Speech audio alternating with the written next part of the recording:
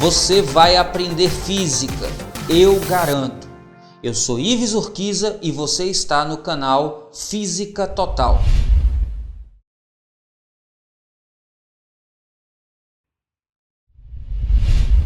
Um avião voando a 240 metros por segundo em relação ao ar, numa altitude onde a velocidade do som é de 300 metros por segundo, dispara um míssil que parte a 260 metros por segundo em relação ao avião. Assim, as velocidades do míssil em relação ao ar e da onda sonora originada no disparo serão, respectivamente. O avião está voando a uma altitude em relação ao solo e com uma velocidade do avião em relação ao solo que é dada e igual a 240 metros por segundo. Num certo instante, dispara um míssil. Mas atenção, o míssil estava dentro do avião, então o avião já estava arrastando o míssil. Isso é muito importante, porque lembra que na hora de compor velocidades, a velocidade resultante é igual à soma da velocidade relativa mais a velocidade de arrasto. Como é o avião que está arrastando o míssil, a gente vai escrever a equação como velocidade do míssil em relação ao solo, que é a resultante, é igual à velocidade do míssil em relação ao avião, que é a relativa, mais a velocidade do avião em relação ao solo, que é a velocidade de arrasto. Como a velocidade do míssil tem a mesma orientação que a do avião, eu tenho uma soma de vetores que tem mesmo sentido, então o módulo da velocidade do míssil em relação ao solo vai ser a soma dos módulos da velocidade do míssil em relação ao avião, que diz na questão que é 260 metros por segundo, mais a velocidade do avião em relação ao solo, que diz na questão que é 240 metros por segundo. Logo, a velocidade do míssil em relação ao solo é igual a 500 metros por segundo. Pronto, tranquilo?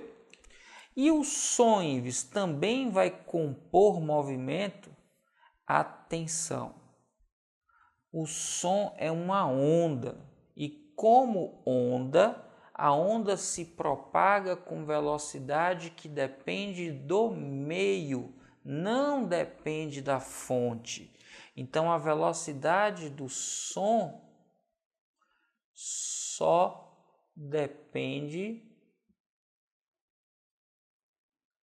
do meio, não depende da velocidade do avião, não compõe velocidade com o avião. Por conta disso, a velocidade do som em relação ao solo vai ser de 300 metros por segundo. Simples assim. E aí a gente vai procurar a alternativa que dá respectivamente 500 e 300. E a gente encontra então que essa alternativa é a da letra D, D de detona, fera. Esse é seu ano. E aí, fera, já merece seu like? Então cai matando aí nesse like e já sabe, se tiver dúvida, deixa nos comentários que eu respondo. Um homem parado numa escada rolante leva 10 segundos para descê-la em sua totalidade. O mesmo homem leva 15 segundos para subir toda a escada rolante de volta, caminhando contra o movimento dela. Quanto tempo o homem levará para descer a mesma escada rolante, caminhando com a mesma velocidade com que subiu? Fera, para a gente resolver essa questão, a gente vai ter que analisar 3 situações. A primeira, o homem desce a escada sendo apenas levado pela própria escada, já que ele está parado em relação a ela. E aí, nesse caso, ele vai percorrer a distância entre um piso e outro e diz a questão que gasta 10 segundos para isso. Depois ele vai caminhar contra o movimento da escada, já que a escada levou de cima para baixo, o sentido do movimento da escada é de cima para baixo. Então, se ele sobe, ele vai caminhar contra. Então, subindo, ele vai contra o movimento da escada. E por fim, ele desce a escada caminhando sobre ela. Então ele vai estar a favor quando ele está descendo. É algo semelhante a gente pensar que o homem está fazendo o papel de um barco e aqui o movimento da escada está fazendo o papel da correnteza. Quando o homem está parado sobre a escada e ela se desloca levando ele, essa velocidade da escada é a velocidade de arrasto. Quando só a escada tem movimento, a velocidade do homem em relação ao solo é a própria velocidade da escada em relação ao solo, já que do homem em relação à escada é igual a zero. E a gente pode encontrar essa velocidade dividindo o deslocamento, que é a distância que separa os dois pisos, pelo intervalo de tempo do movimento, 10 segundos. Quando ele está subindo, ele vai contra o movimento da escada, então a velocidade do homem em relação ao solo é a velocidade do homem em relação à escada menos a velocidade da escada em relação ao solo. E neste caso, a velocidade do homem em relação ao solo pode ser encontrada dividindo a distância que separa os dois pisos, d, pelo intervalo de tempo gasto nessa subida, 15 segundos. Por fim, descendo a escada, está com o movimento a favor do movimento da escada, a velocidade do homem em relação ao solo vai ser igual à velocidade do homem em relação à escada mais a velocidade da escada em relação ao solo. E neste caso, a gente vai ter a distância d percorrida por um intervalo de tempo que eu não sei quanto é, que é exatamente o que é pedido na questão. Perceba que olhando assim a questão parece toda literal e com muita letra para a gente trabalhar. Mas se você olha com cuidado, a velocidade da escada em relação ao solo é conhecida. A gente pode substituí-la aqui. Como eu não sei quanto é a velocidade da escada em relação, a velocidade do homem em relação à escada, essa informação a gente tem que dar um jeito de tirar daqui. Como? Simples. Traz esse sistema formado por essas duas equações para cá e aí já substitui o valor da velocidade da escada em relação ao solo por d sobre 10.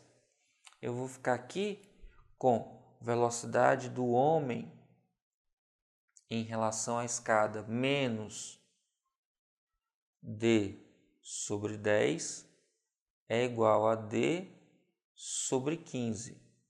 Velocidade do homem em relação à escada mais d sobre 10 é igual a d sobre o intervalo de tempo ΔT, que é o que eu estou procurando.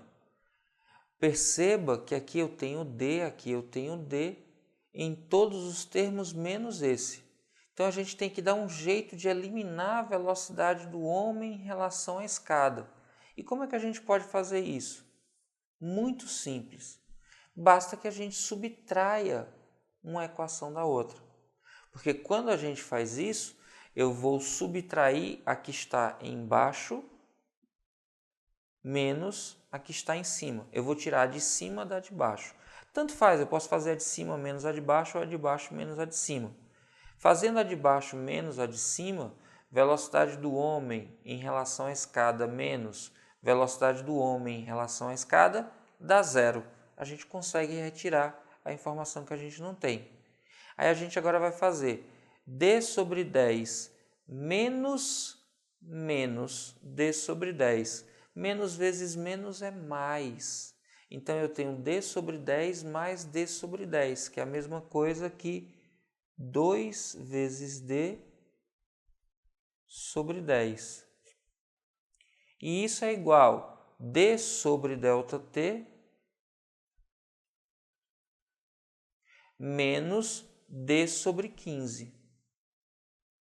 Percebe que d aparece em todos os termos? No numerador do primeiro, no numerador do segundo e no numerador do terceiro termo. Então, se ele aparece em todos os termos, eu posso simplificá-lo. dividindo os dois termos por D, sai esse D, sai esse D, sai esse D, e eu fico com 2 sobre 10, que é essa fração primeira, é igual D por D dá 1, 1 sobre ΔT menos 1 sobre 15. Perceba que esse monte de informações algébricas que se transformaram nesse outro monte se simplificam e viram essa expressão simples com um único termo faltante, que é exatamente o que a gente está procurando. A gente pode tirar então aqui o mínimo múltiplo comum dos dois membros, entre 10 e 15 dá 30. Eu poderia até simplificar aqui se eu quisesse. 10 e 15, o mínimo múltiplo comum é 30, então eu tenho 30 ΔT, porque aqui eu tenho um ΔT. E aí eu faço 30 ΔT dividido por 10 é igual a 3 ΔT, vezes 2 dá 6 vezes ΔT. 30 ΔT dividido por ΔT é 30, 30 vezes 1, 30, menos 30 ΔT dividido por 15 dá 2 ΔT, vezes 1 dá 2 ΔT. Como eu tenho o mesmo denominador nos dois lados da equação, eu posso simplificar sem prejuízo. E aí agora eu tenho 6 ΔT é igual a 30 menos 2 ΔT. Mudando esse 2 ΔT, ele vai vir somando. Aí eu tenho 8 vezes ΔT é igual a 30. Eu vou ter aqui no canto que ΔT é igual a 30 dividido por 8, que é igual a 15 dividido por 4, que é igual a 7,5 dividido por 2, que é igual a 3,75.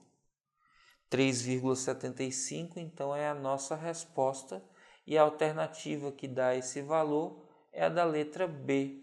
B de boazinha, tranquila, fácil de fazer. Agora cuidado, muitas letras assustam, é só organizá-las e saber como operá-las para que elas se simplifiquem. Tranquilo? Uma prancha está apoiada sobre 2 trilhos paralelos, idênticos e dispostos sobre uma superfície horizontal. Empurrando-se a prancha com velocidade constante e considerando-se inexistente qualquer tipo de deslizamento, seja entre a prancha e o cilindro, seja entre os cilindros e a superfície horizontal, a relação VP/VC sobre a velocidade da prancha VP e a velocidade dos cilindros VC será... Para a gente resolver esse tipo de questão, a gente precisa entender que quando um corpo rola sem que haja escorregamento, sem que haja deslizamento, os pontos da periferia do disco têm um movimento que é composto por 2 movimentos, um movimento de translação e um movimento de rotação. Se eu digo que o centro tem uma velocidade v, vou representar aqui por v.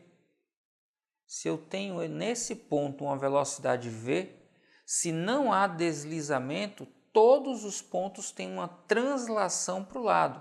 Então aqui em cima eu tenho uma translação, nesse ponto eu tenho uma translação, nesse ponto eu tenho uma translação, nesse ponto eu tenho uma translação, e todos esses pontos transladam com a mesma velocidade do eixo.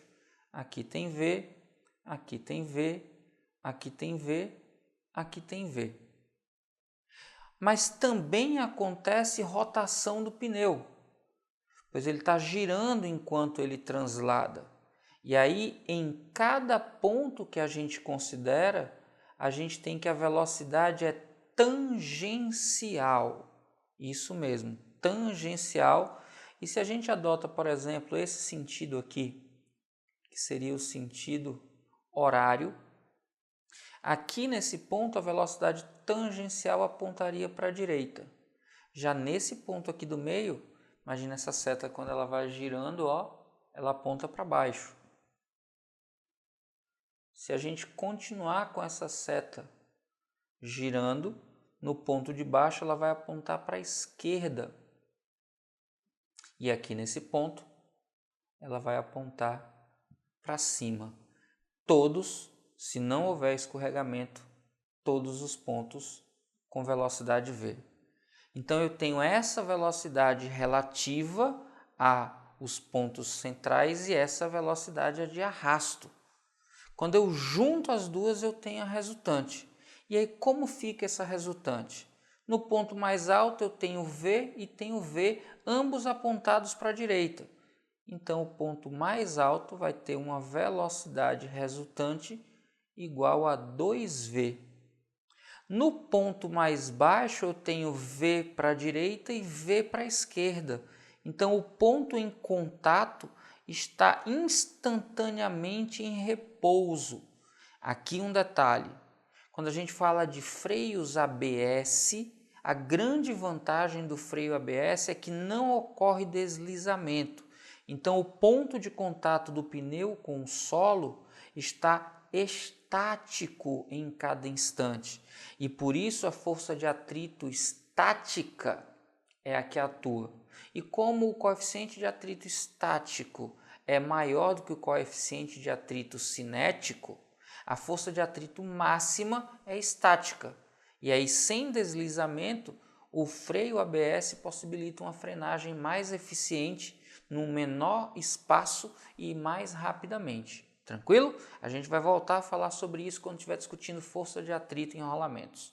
Mas o que a gente precisa entender é que nesses pontos, no ponto extremo embaixo a velocidade é nula, no centro do pneu a velocidade é v, no ponto mais alto é 2v. Ora, se você olhar para a figura, o ponto mais alto corresponde ao ponto em que a prancha está em contato com o disco. Então esse é Vp. E olha só, o centro está representado com a velocidade Vc. E o que é que a pergunta pede? A pergunta pede para você dividir, para você dar razão entre Vp e Vc. Aqui no cantinho, olha só, Vp sobre Vc vai ser igual a 2v sobre v. 2v sobre v é igual a 2. Isso quer dizer que a velocidade na extremidade superior é o dobro da velocidade do centro da roda. Qual é a alternativa que diz isso para a gente? A alternativa que diz isso para a gente é da letra A. A de aprovação, fera. Aprovação que é o seu destino. Vamos juntos.